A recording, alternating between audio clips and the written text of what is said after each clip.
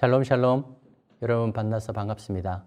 하나님 나라 백성의 뿌리와 열매 제2학기 하나님 나라 백성의 구원 계획 6단원 하나님 나라와 성령 제21과 믿게 하시는 성령님에 대한 말씀을 에베소서 1장 13절에서 14절을 중심으로 나눠보도록 하겠습니다. 먼저 구원의 주체이신 하나님에 대한 말씀입니다.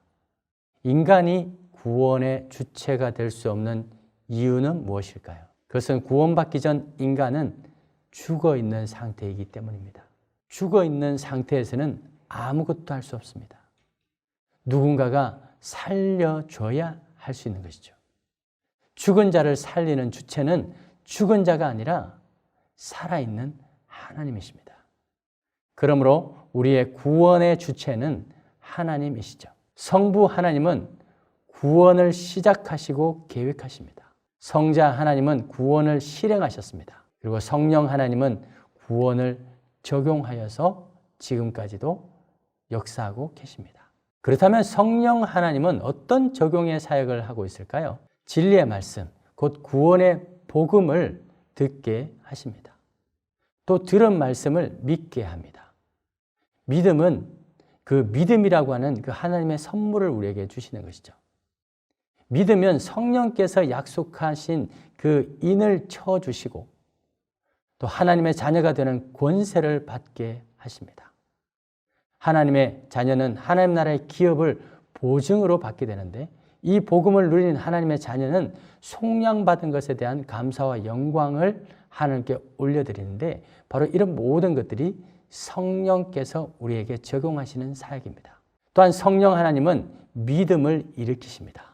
웨스트민스터 소요리 문답 제30문답은 성령 하나님이 우리 안에 믿음을 일으킨다 라고 말합니다. 성부 하나님에 대한 믿음, 성자 예수 그리스도 그 속죄 사역에 대한 그 믿음은 우리 의지로 되는 것이 아니라 성령 하나님께서 그 믿음을 일으켜 주시는 겁니다.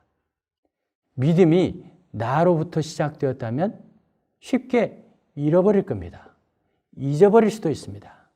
하지만 믿음은 영원 불변하신 하나님의 속성이 담긴 선물이기 때문에 결코 잃어버릴 수 없는 것입니다. 오늘 공과 말씀을 본문을 읽으시고 이제 암송해 보실까요? 그 안에서 너희도 진리의 말씀 곧 너희의 구원의 복음을 듣고 그 안에서 또한 믿어 약속의 성령으로 인치심을 받았으니 오늘 이 말씀을 가지고 또 본문의 이해로 들어가 보도록 하겠습니다. 구원의 주체가 누구인지에 대해서 교회 역사 가운데 늘 치열한 논쟁이 있었습니다. 그 논쟁의 핵심이 뭐냐 하면 구원을 이루는 주체가 하나님인가 아니면 우리 인간 자신인가 하는 것입니다. 인간의 의지와 행동과 그 노력이 어느 정도 필요했지 않는가? 라는 그런 주장이 있었는가 하면 아니다. 오직 하나님의 은혜다. 하나님의 은혜의 그 선물로 말미암아 구원을 받았다.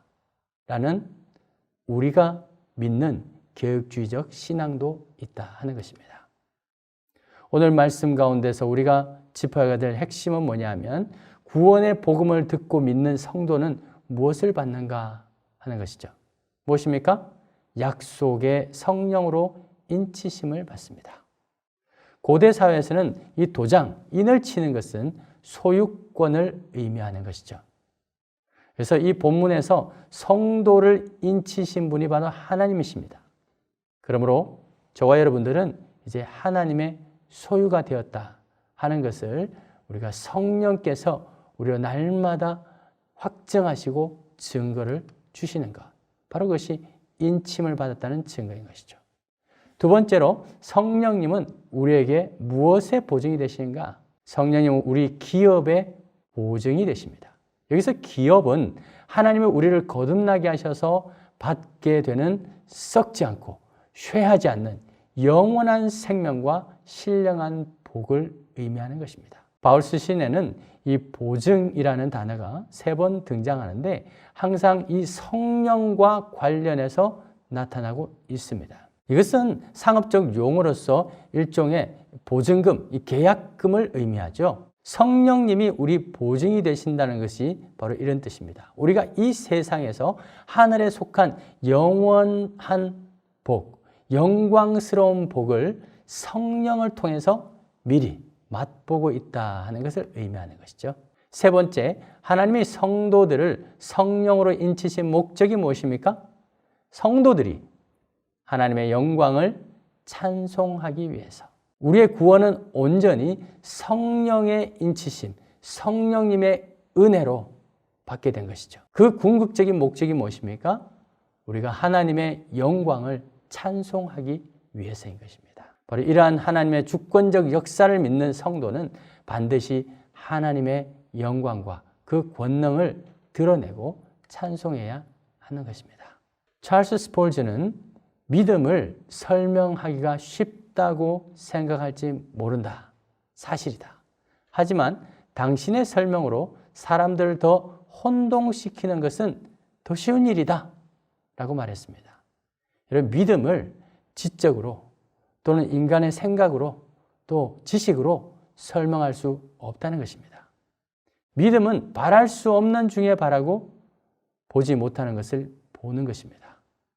그러하기에 우리에게는 성령님이 주시는 그 믿음이 필요한 것입니다.